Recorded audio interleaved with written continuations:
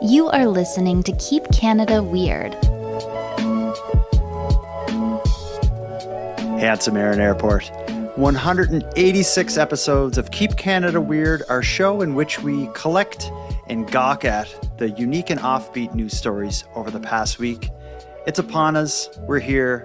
Let's do it. But before we get into the stories, let me ask you, how are you doing over there on, for what a lot of people is probably Halloween, or maybe the day after Halloween when most people are hearing this? Yeah, so today is Wednesday, but this episode will come out on Friday, which is October 31st, which is Halloween. Mm-hmm. And I'm excited, even though I don't really get any trick-or-treaters or anything like that where I'm living.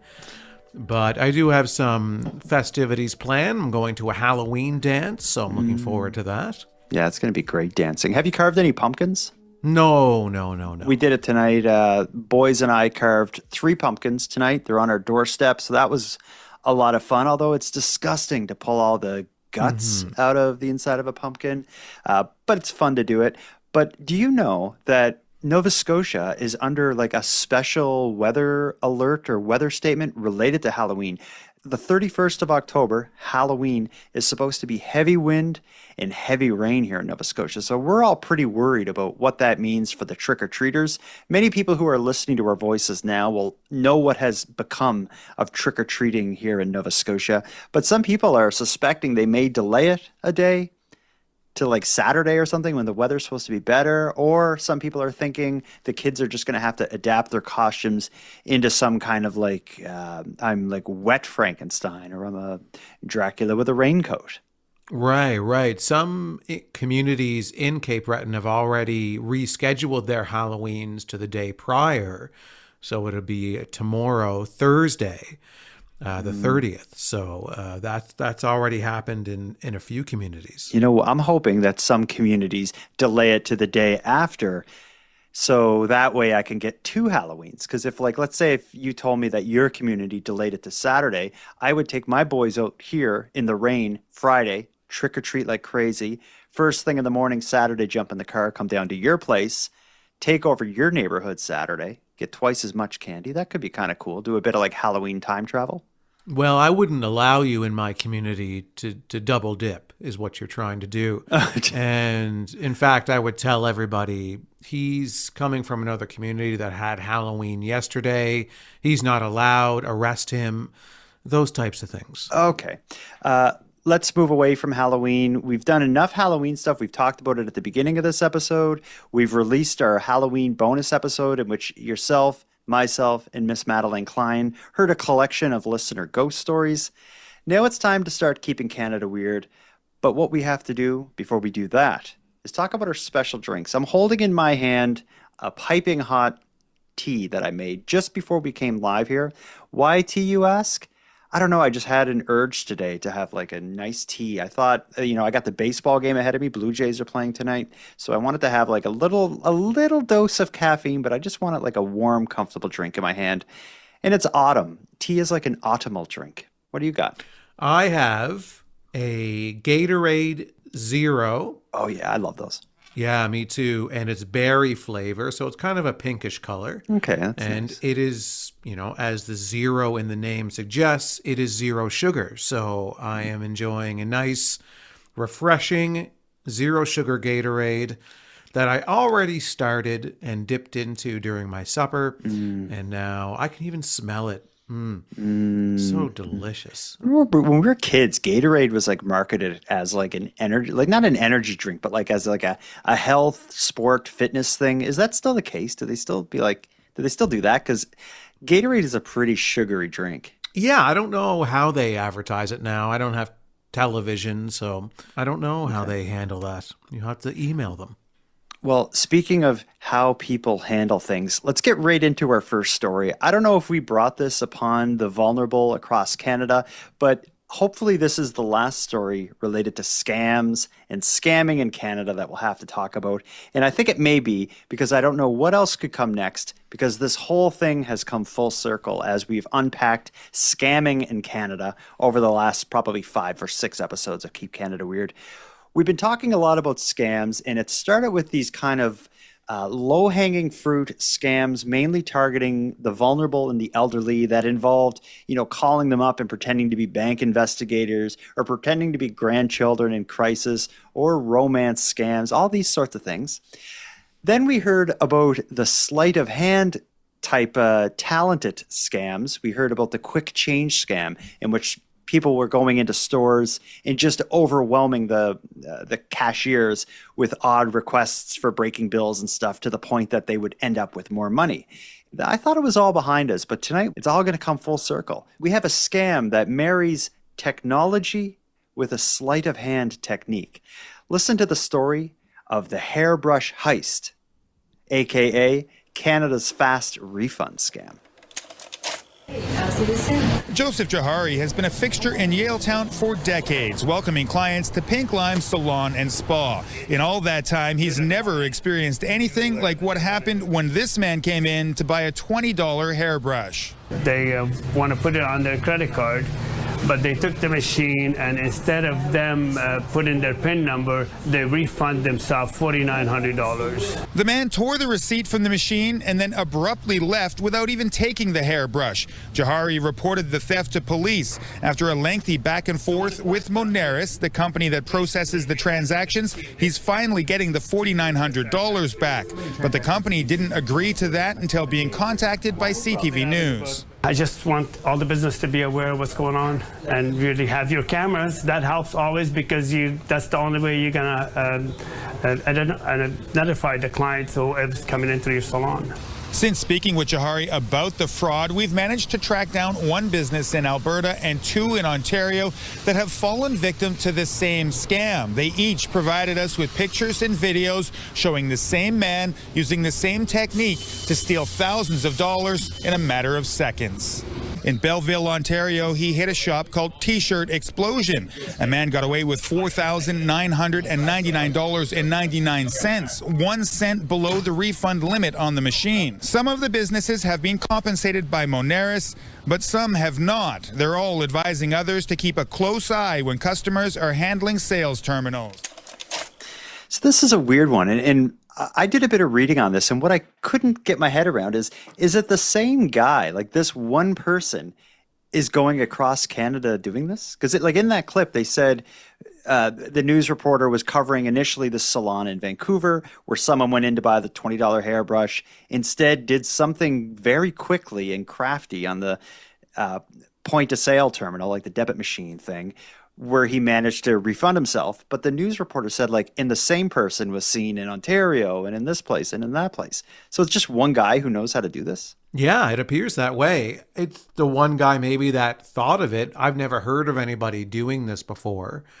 I'm sure people maybe have, and maybe he heard it from somebody else, maybe on the dark web or something. They were talking about it, but my mind was going like, this company Moneris, which is the company that supplies the point of sales terminals, they call them POS machines, point of sale. But I kind of thought like they're like POS machines, like piece of poop. Oh, that's really immature.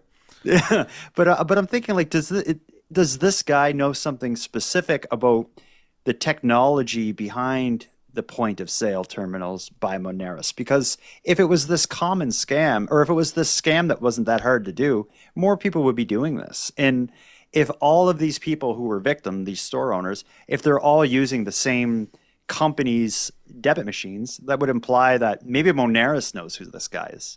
Well, maybe he worked for Moneris. And that's our old engineer. Yeah. Or they worked in the tech side of this company, and they know a little bit of the ins and outs of what the refund limits are, when possibly the updates are to these systems so that the things reset. Like, as there was one retail owner that had set their refund limit to $100 because they were a restaurant. But then when the update to the software and the machine happened, then that reset his refund limit to $5,000 again.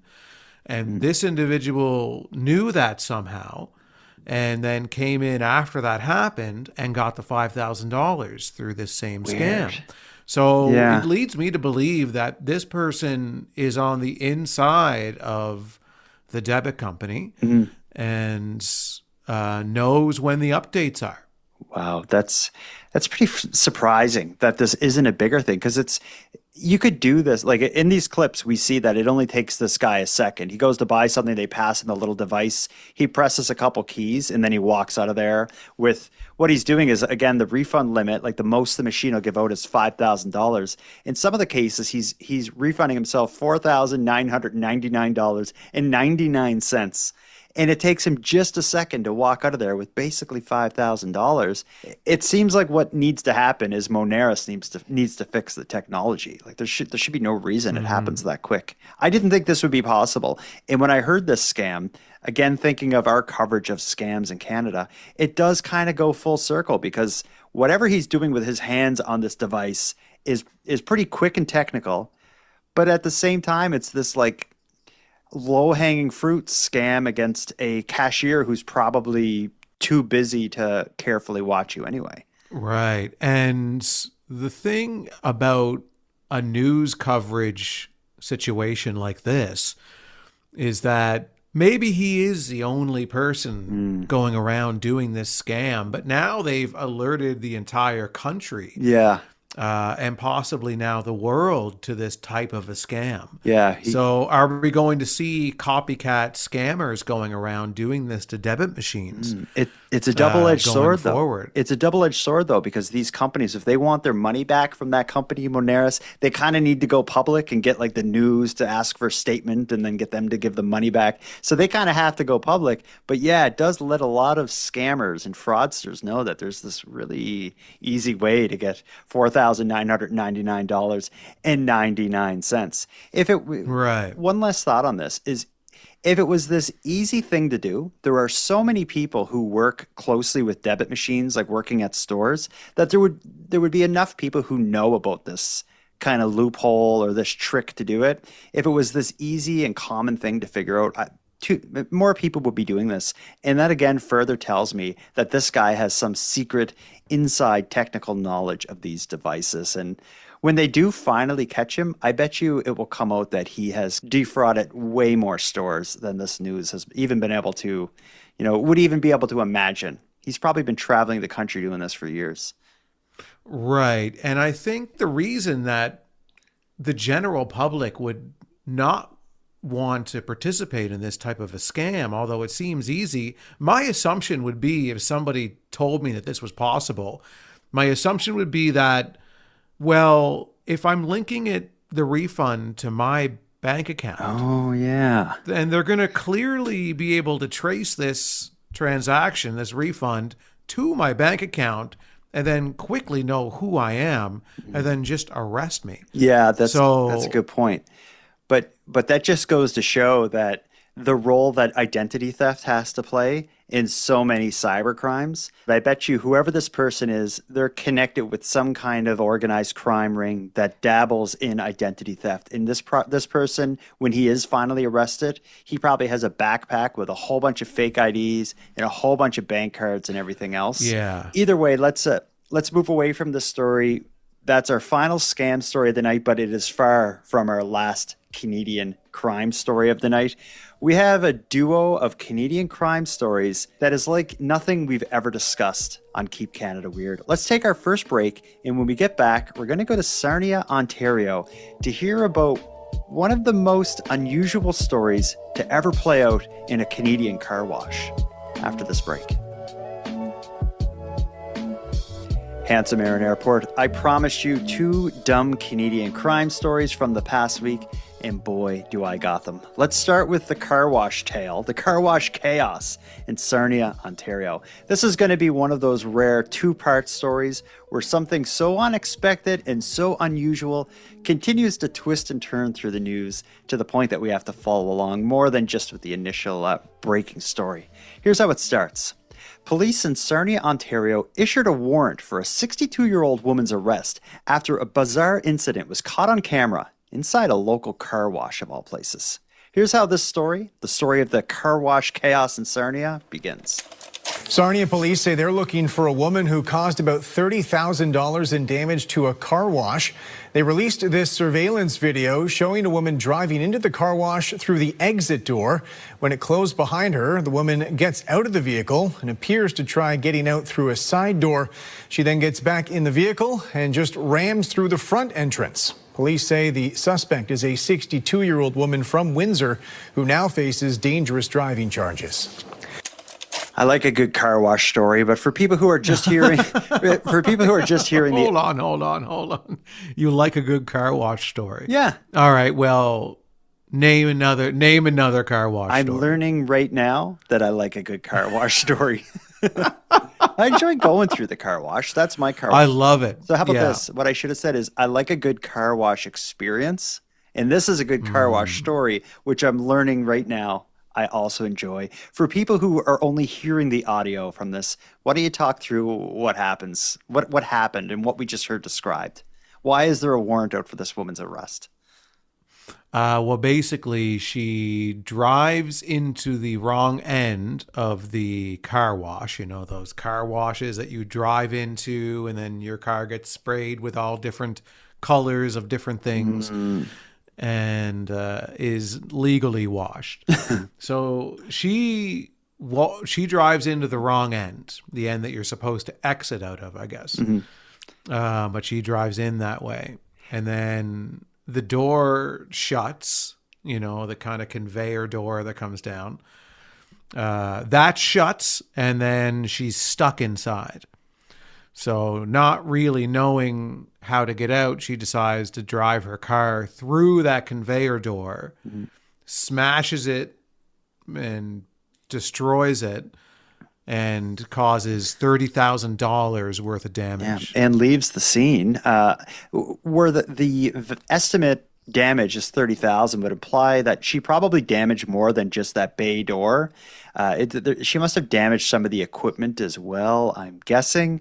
And since the police have gone as far as to like issue a warrant and trying to find this woman, it would imply to me that maybe it isn't an accident. He said like she got stuck and stuff. I don't know if that actually happened. It seems like the exit door was just left open and she just drove in. She got out of her car for a minute and just kind of walked around in the car wash for a second. Then she got back in her car and drove through the bay door that should lift up to let you actually enter.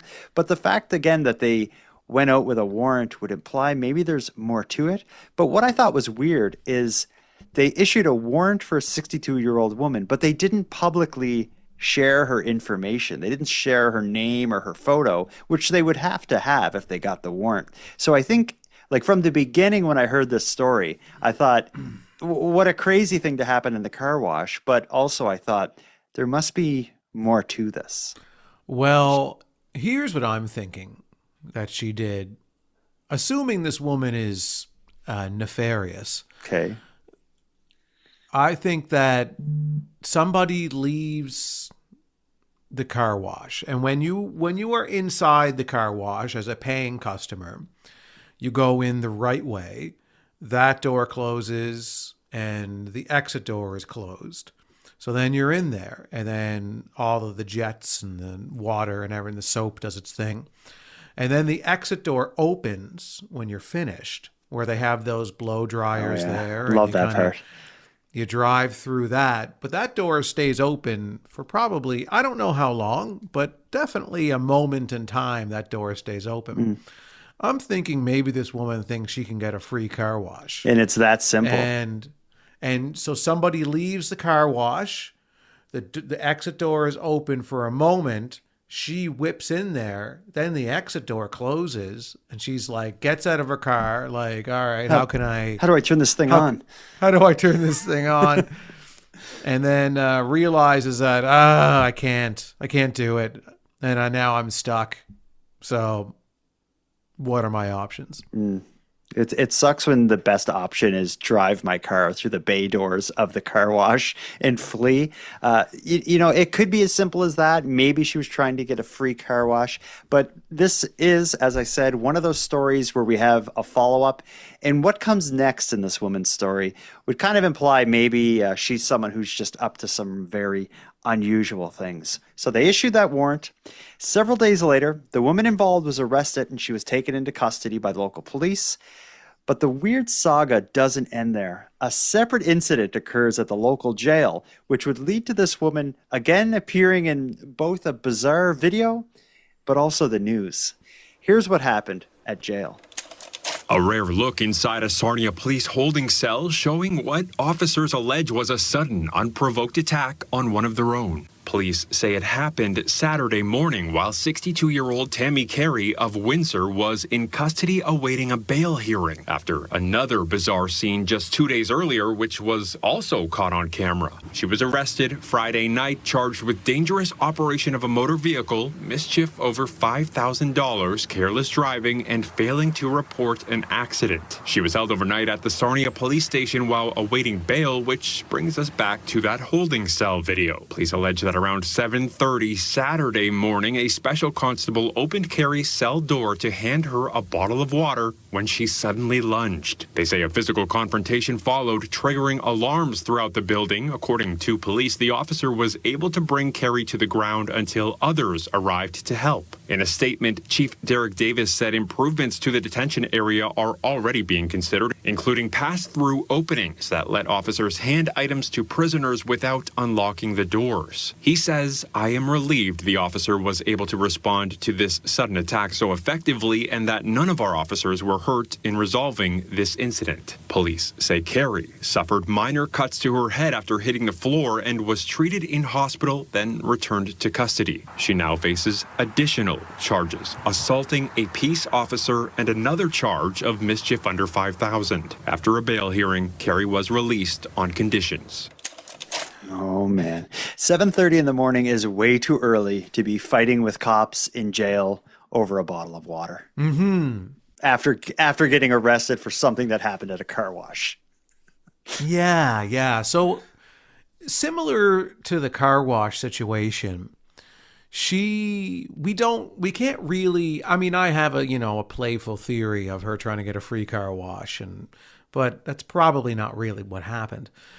However, so we can't really make sense of why she drove in the wrong way to the car wash, what she was trying to do there. And now here, so she's in jail for the car wash situation. What does she think is going to happen when the police officer opens a jail cell to give her some water and she lunges at him? Yeah, and when you see the video of her lunging at him, she doesn't look like she's in like kind of like the physical shape to take out the kind of police officer that's guarding the local jail. So I don't know what she was thinking. Well, actually, I have a few thoughts on it, really. One is, why would they design the jail cell that to even pass a glass of water, you would need to open the door to the cell? Mm-hmm. Like, can you not make the bars wide enough that you can at least pass a bottle of water? And they're kind of asking for it there. But yeah, her lunging at him, she didn't have a chance. He very quickly took her to the ground, and she got a couple more charges to the list here. Like, because she's in jail waiting for a bail hearing related to the car wash thing. Whatever her bail would have been is going to be a whole lot harsher now that she's added like assault of a police officer to that. But that said, this is Canada and she's out on bail. It says at the end of that clip, she's now released. So you can do anything here and they'll still release you. You can trash a car wash and try to beat up the cop at jail. You appear before a judge and they still let you go home. I guess it depends on what she did before this car wash. So if she's got pardon the pun, but a clean record. It's waxed. Yeah. You ever do that when you go to a car wash? Sometimes you have the choice to like add like a wax. Yeah, that's what the color is. All the fancy colors.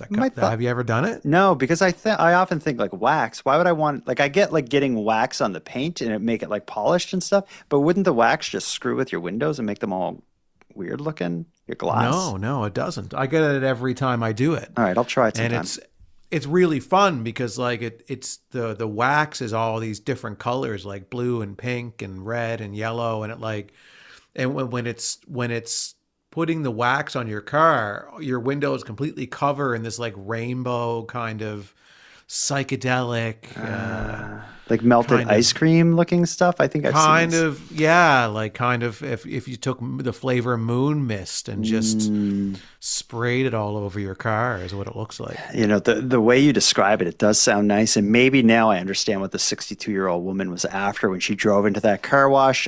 I don't understand what she was after when she took the opportunity of getting a glass of water, when she saw getting a glass of water while in jail as an opportunity to, like, I guess, attack a cop and break out of jail related to the car wash thing. It's the dumbest series of events ever.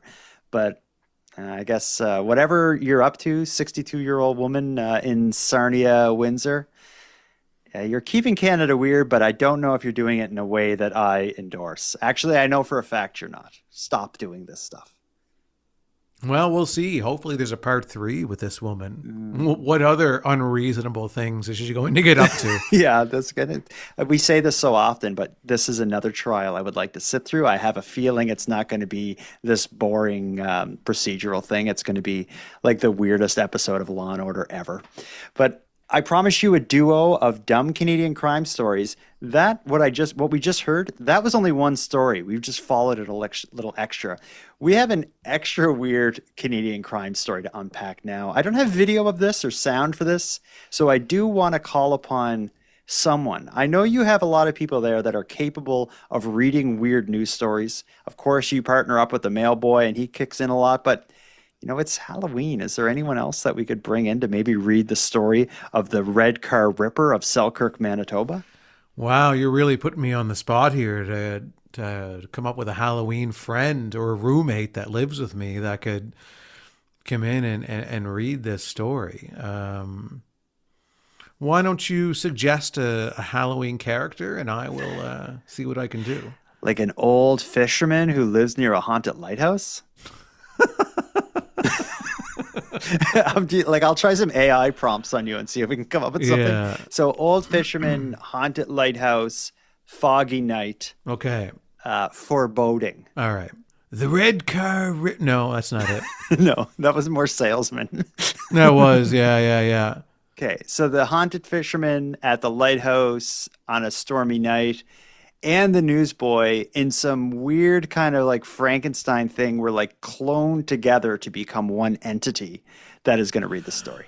Extra. Read all about it. The red car ripper of Selkirk, Manitoba's scarlet crime spree. Now you can use your regular news voice. All right, then I will. There's been a strange and very specific crime spree in Selkirk, Manitoba, and it's got police seeing red. RCMP say a 44-year-old man is facing a long list of charges after nearly 24 vehicles, all of them red, had their tires slashed. It started around 9:30 in the morning on October 14th. Witnesses reported a man walking through a parking lot on Jemima Street, using a knife to puncture tires. But he didn't stop there. Police say he kept wandering the neighborhood, slashing more and more tires as he went. By the time it was over, officers counted 45 damaged tires on 23 different vehicles, and every single one of those vehicles was red. A man from Winnipeg was arrested later that day and charged with 23 counts of mischief and 1 count of possessing a weapon dangerous to the public. When reporters asked why he seemed to target only red cars, RCMP said, "As of now, there's no explanation." Sir, why only red cars? I won't say it. I'll never reveal. I just like to imagine they just didn't even ask. Yeah, oh crap, we should figure that out. Never dawned on us to ask. RCMP suggested there may be additional victims and advised people in the area to take a look before leaving their driveway, especially so if their car is red. What a story. This is a really weird, dumb Canadian crime story. It can't be coincidence. If you go out and just randomly slash the tires of 23 vehicles, the odds that all of those vehicles end up being red, it's mathematically impossible. It's clearly this person has some reason to be targeting red cars. I would suggest he was roaming around looking for red cars and slashing those tires. The police haven't been able to find an explanation. I can only assume they asked and he wouldn't tell them. You're good at coming up with creative explanations for these crimes. I can't think of any reason why, other than someone with a red car pissed him off. Do you have any idea? Well, the only theory I have is in the same ballpark as what you're suggesting, is that a former lover had a red car, or a former lover who had an affair with someone who had a red car. Okay, here it is, actually. Solved. Yeah, I put it together. Okay, so his girlfriend is cheating on him with a man who owns a red car. And he doesn't know what model car it is, and he doesn't know the license plate number. All he knows is that it's a red car. So, in his act of lustful revenge, he is going to slash the tires of every single red car that he can find, hoping eventually that one of them is his wife's or his girlfriend's lover. It just seems like before he went out slashing the tires of every red car, he should have done a bit more investigation to just get a bit more information on who it is that exactly that wronged him. I can't see him having some kind of issue with just the color red in general for no other reason. Some kind of visceral reaction. You know, there is that rumor, I don't know if it's rumor or just like common misunderstanding, that red cars are more expensive to insure. As someone who worked in car insurance for years, the color of your car doesn't come into play. But if you ask around, many people believe for one reason or another that a red car is more expensive to insure. This could be an attack against the misconception that that's the case, or maybe he's trying to manifest that to become true. If I slash the tires on enough red cars, insurers will be, I will force their hand to raise the rates exclusive to red cars. I also thought, like, could this be like some kind of political thing? Because I know maybe that's an American thing. No, in Canada, isn't like the conservatives typically are associated with blue and the liberals are typically associated with red. Mm-hmm. I thought, like, with a lot of weird stuff that happens in the world lately, it seems to have political motivation. So I thought that could be a possibility. I'm just throwing stuff against the wall and seeing what sticks. I don't know what it could be, and I'm shocked that the police weren't able to figure that out pretty quick. You'd think he'd just tell them. At this point, he's caught with the knife, surrounded by red cars with flat tires. Just give it up, dude. Yeah. I think the only other way to explain it is just some kind of mental health issue, and the individual is just after the color red. Vampires drive red cars. It could be something like that. We haven't addressed the elephant in the room here. Is it not kind of cool that we're revisiting tire stories in this creative way? Oh, yeah. I didn't even make that connection, sadly. I'm disappointed in myself for not dawning on that. Yeah, it is entirely a tire story. Yeah, this just popped up when I was going through the stories, and I saw this, and I said, "Wow, tire story in the news." A man, a lot of different names for him, but the red tire ripper, the scarlet stabber. I thought this is a great tire story, and it's a dumb Canadian criminal. It works perfect for Keep Canada Weird, and it's a great final story to lead into our final break of the night. But before we get there, I have a bit of a cautionary voicemail from a correspondent named Kelly. She has a message for you, Aaron, and I think playing it right now after a duo of crime stories is probably appropriate. You've talked a lot about how much you enjoy going for these little walks. You've plugged your TikTok channel in which you take your TikTok followers on these walks with you. You want to tell us about it quickly before I introduce the voicemail? What are you doing on TikTok? I do have a TikTok account at Aaron Airport where I will film my walks and play some music. Not me playing it, but listen to music. And I haven't been posting as much lately as I've wanted to, but I did videotape. I did record. I still say that. VHS yeah, I still say that all the time, videotape. I did record a walk this evening because there's some really good Halloween decorations in my neighborhood. So on my walk through the neighborhood, I filmed the houses that had Halloween decorations. Okay, I like it. You said you haven't been posting a lot lately. Is that maybe because you feel unsafe? No, it's not the reason. Okay. I only asked that because Kelly was a little concerned about you, and she has some advice for how you can stay safe on your walks. Hey, Jordan and Aaron, this is Kelly from Louisiana. I did have a concern that I wanted to voice tonight for Aaron because my husband and I are fellow walking enthusiasts, and we started walking, taking a nightly walk after dinner last summer to, improve our health and mental health and all that good stuff. And when it started to get darker, we started to feel like we were nervous because we live in a neighborhood that has lots of cars, but also sometimes there's, animals and other things. So I went on Amazon and we purchased some safety items, and now we have a headlamp, which one of us wears, and then we also have these reflective kind of like sash things that we put across our bodies. I mean, I guess we don't look super cool, but we've gotten good feedback from our neighbors that when they're driving, it's very easy to see us. But he was expressing some concerns about darkness and safety and things like that. So I just wanted to make sure that our Aaron stays safe and sound and wanted to make that suggestion. So Kelly suggests you go on Amazon, you buy a headlamp and some reflective gear so you too can be seen well by her neighbors. What do you say to that? I agree. It's a good practice to have a reflective vest, maybe a light, whatever you feel is appropriate for your neighborhood. I only walk in my neighborhood on the sidewalk once in a while. It's not very often that I do. And I will wear some very light clothing when I do go out. And normally I will stick to walking trails when I go for my walks as much as possible, where I don't have to worry about cars running into me, and I carry a stick with me. A stick? Yeah. Yeah, you've told us. Yeah, so that's kind of how I deal with it. The two main places I walk, there's a trail at the lake, and then there's a park not far from me that has like a boardwalk that I'll walk around. Okay.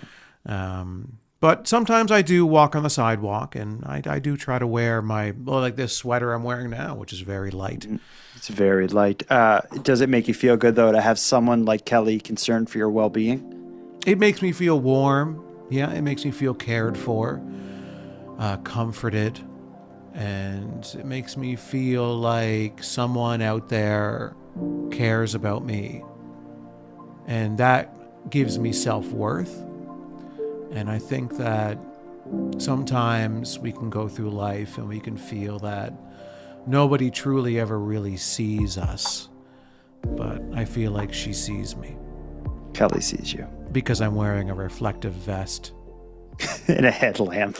And a headlamp. When you run into your neighbors, and the nicest thing they can say is like, I can really see you when I'm driving my car. Yeah. You stand out like a sore thumb, you and your husband, with your headlamps and reflective sashes. Mm-hmm. Let's get to our final break. When we get back, we have another wild story. This one's going to take us to Saskatchewan, and I always enjoy going there. Yeah, me too. Let's go together. Handsome Aaron Airport. We're back for our final story of the night, and maybe we've saved the best for last. I've got quite a few emails from correspondents out there about this specific story, suggesting we cover it. The first email that came through was from a listener named Brianna, so I will call out to you specifically, Brianna, for providing this story, but I'll tell you were the first of many, so don't let it go to your ego. Let's get into this one. This is an odd story. The small Saskatchewan town of Duck Lake is offering something no Canadian community has ever offered before. It's offering to sell its name.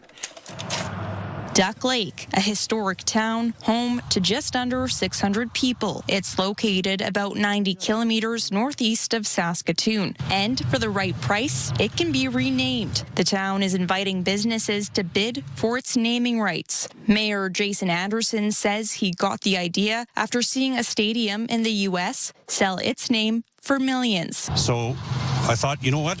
why not? Let's give it a try with the town's name. Anderson says the goal is to breathe new life into the community by funding much-needed upgrades to roads and other infrastructure. Part of his sales pitch, it puts a corporate name literally on the map. Their name would be on GPS.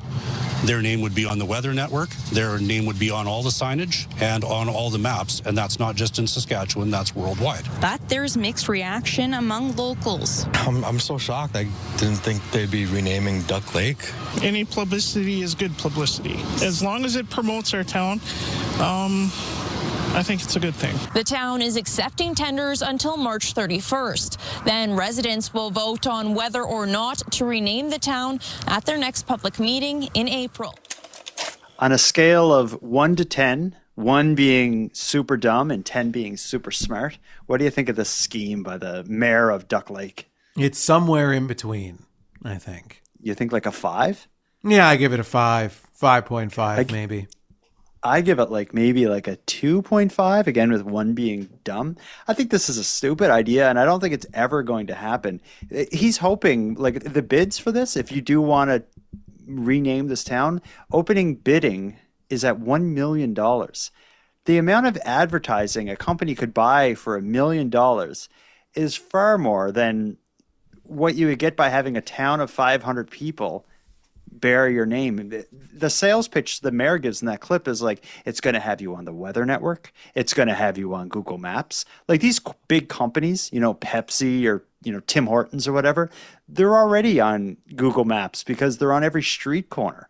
And to be on the weather network, if Tim Hortons or Pepsi or whoever's going to buy this wanted to be on the weather network, they just buy an ad on the weather network. They wouldn't buy the naming rights to a town of 500 people. He gets this idea after seeing, it seems like every stadium now has a corporate sponsorship. It used to be the Sky Dome in Toronto. Now it's the Rogers Centre, as an example.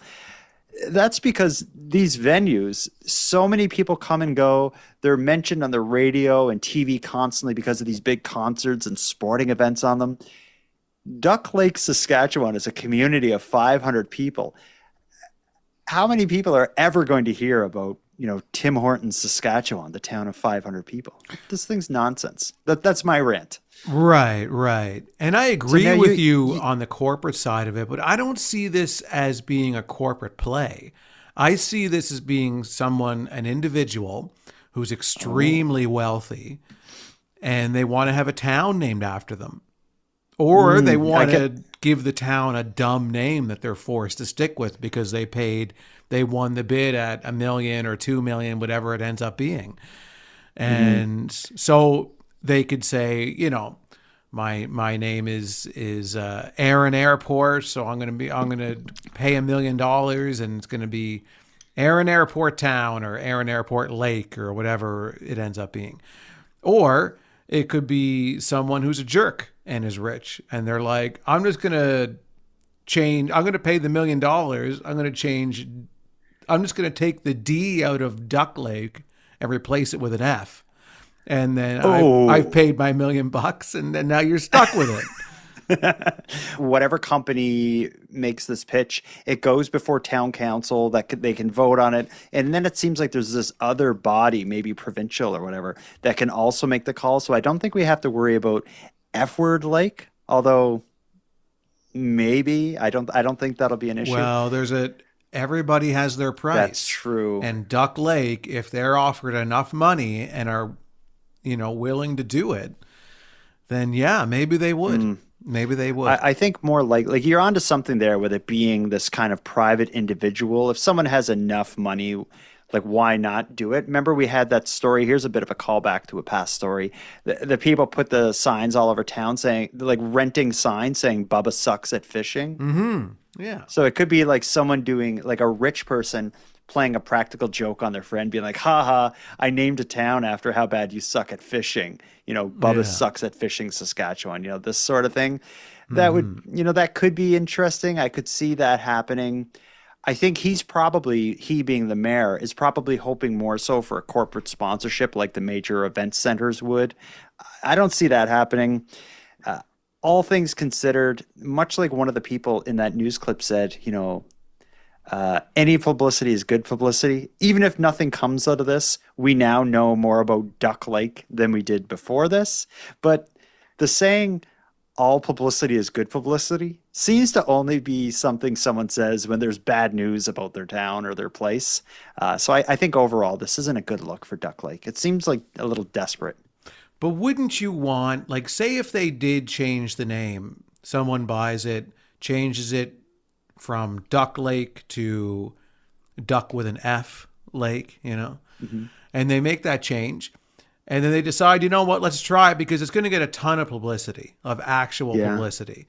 And that would. And think of the amount of people that would actually want to visit there now because, man, I'm going to F Lake. It's going to be incredible.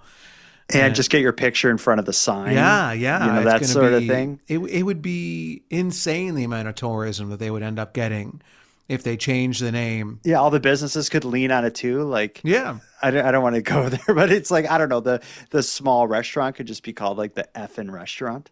Mm-hmm. Yeah. Yeah, and then people who like, coarse language could show up there. I've told this story on the show before, I think. This is a core memory I have from early 2000s era Halifax. There was this coffee shop that opened. It only stayed open for like 3 or 4 months, I think, before it went out of business. But it was actually called the Explicit Lyrics Cafe. And it was just a regular coffee shop. They sold coffee, tea, muffins, baked goods. I think they had salads and soups. But the whole gimmick was that they played music with bad lyrics. So there'd be like gangster rap or like heavy metal that had bad lyrics, not blasting or anything, just quietly playing. And my friends and I, we would go there just because the whole gimmick of the Explicit Lyrics Cafe was just so bizarre that we just enjoyed listening to, Marilyn Manson or Korn, Limp Bizkit, and early Eminem while drinking coffee. Mm-hmm. Yeah, it's interesting. I think a small town could benefit financially. Think of the T-shirt sales. They could pay for all of their road repairs just with T-shirt sales alone. I think they should we're onto something with the idea of either a super offensive or super obnoxious name. If you're a town of 500 people, you need to do what you got to do to get your roads paved and to keep your sewer lines up to date and keep the water running.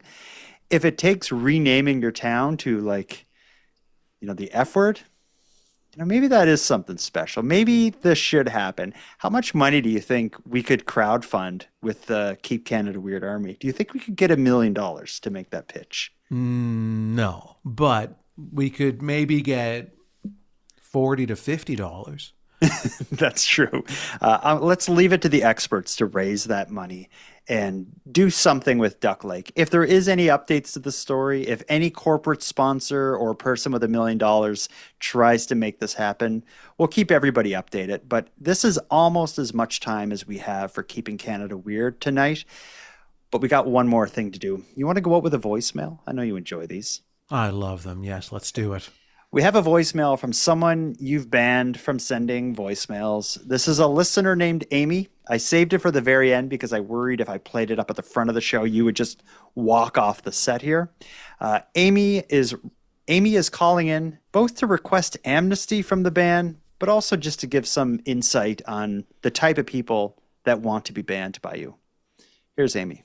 Hi, Jordan and Aaron. This is Amy in Oregon in the States again, and I'm the Amy who was banned because of my voicemail about consensual adult banning, and I recognize that you might have created a monster here by unbanning and then rebanning Carolyn on this week's episode, but I'm taking this as an opportunity to just call in again with a couple of things I wanted to share. First, I wanted to thank Aaron for coming out. You just came out hard on the kink shaming thing with Jordan, and you were just an advocate for consensual adult banning, and I think that that's lived in the shadows long enough. So I appreciate that. And then also, I just wanted to say that I really appreciate my voicemail being played on Keep Canada Weird and not Encounters with Creeps, because I was a little bit worried about that after my directness. Okay. I don't know if this means, I hope this means an unbanning and then a rebanning, but I understand if you don't want to just keep going down that pathway with the band among us. All right. Hope you're well, and I love your show. What do you have to say to Amy? I think she's requesting amnesty, but she also sees you as a bit of a defender for the people out there who enjoy being banned from podcasts. Yeah, she's right. We have been, well, I'm not someone who likes to be banned. I like to ban. So that is a very clear distinction that needs to be made. That there are, of the banning community, there are subcategories that lie within it. And we do need to be respectful of that.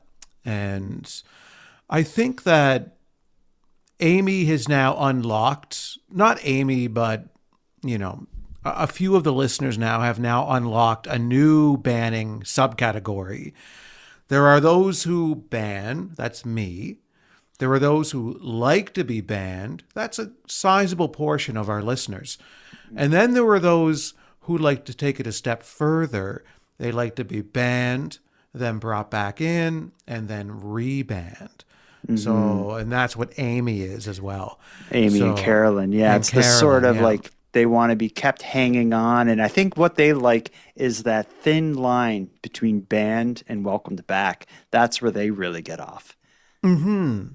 So, Amy, if that's what you're into, and you're obviously consenting to be brought back in and then rebanned. So I certainly have no problem doing that for you. So if we could Amy and I could just have a moment alone, if you don't mind, just kind of plugging your ears and closing your eyes for a second. Mm-hmm. Okay, it's just you and me now, Amy. So I'm just going to do as you requested, and we'll take it from there. Amy, you are brought back in. Welcome back. And now, Amy, you are banned. You are banned very strictly, and you are banned forever, and you can't come back. So. Okay. Can I come back in now? You good? Yeah, we're good, yeah. Okay, well, I think we've done a lot tonight, Aaron. We've kept Canada Weird for the 186th time.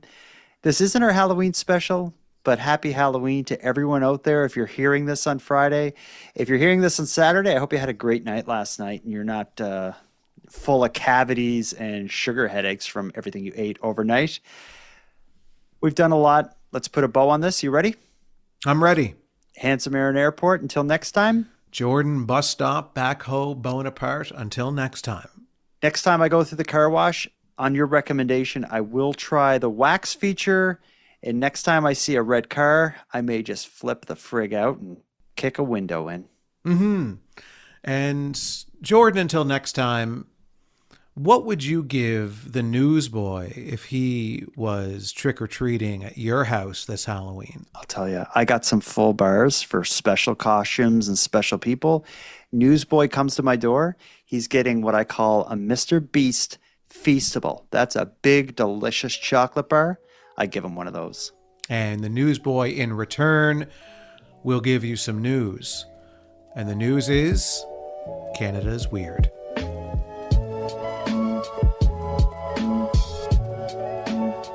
I want to thank you for helping Aaron and I fulfill our mission to keep Canada weird. Now, if any one of you listening want to get more involved in what we're doing, we need all the correspondence we can get. So if something weird happens in your area, or if you have any thoughts on anything we discussed tonight, let us know about it.